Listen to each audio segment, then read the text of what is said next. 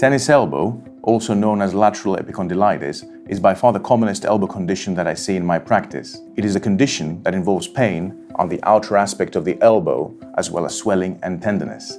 Paradoxically, less than 10% of people who suffer from tennis elbow have actually played tennis. In medical terms, it is a chronic, recurring condition called tendinosis, which involves microtrauma and repetitive injury to the area of the lateral epicondyle. The forearm muscles, called the forearm extensors, attach to a common extensor origin tendon that attaches on that bony point. This is the main tendon involved in tennis elbow disease. Tennis elbow is incredibly common in office workers who sit at a desk all day, typing on the computer or work with their mouse. They get pain and tenderness, as well as swelling in the forearm muscles, especially pain on the outer aspect of the elbow. This can be debilitating, and sometimes people are unable to open a door or shake someone's hand. There is also morning stiffness that people can experience, and the inability or disability to grasp objects at a distance.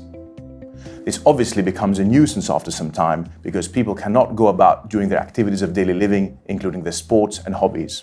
If this persistent dull ache carries on for the first 3 weeks, and you find you're unable to complete your activities of daily living at work, in the office, or even at home, you should not hesitate to go and see your general practitioner and see a specialist. Physiotherapy is crucial and an integral part of the pathway in tennis elbow treatment. Physiotherapy involves stretching the extensor tendon along the lateral epicondyle. Performing stretches in the first 4 to 6 weeks is highly beneficial for tennis elbow treatment. Thereafter, patients can do strengthening activities, which will indeed cure the problem long term. There are ways and means to get to the physiotherapy, and as far as injections are concerned, I do not recommend steroid injections. There are some recent literature that has shown that steroids can be harmful in the long term for tennis elbow. However, new information has come to light with regards to platelet-rich plasma injections, otherwise known as PRP. What PRP involves is taking blood out of the patient's arm, then putting that sample in a special machine called a centrifuge machine. The blood spins for 5 to 10 minutes, and then we re-inject the blood back onto the affected area. The platelet-rich plasma protein is indeed the blood that has been gone around the machine, has been enriched with cells that we all have in our own body called platelets. The platelets contain significant and different growth factors that are involved in dealing with the inflammation and dealing with the pain, and sometimes even can promote healing to the damaged tissue.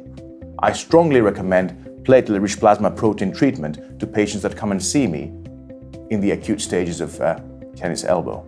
Surgery is reserved for those very resistant cases that fail to respond to non-operative management, such as injections and physiotherapy.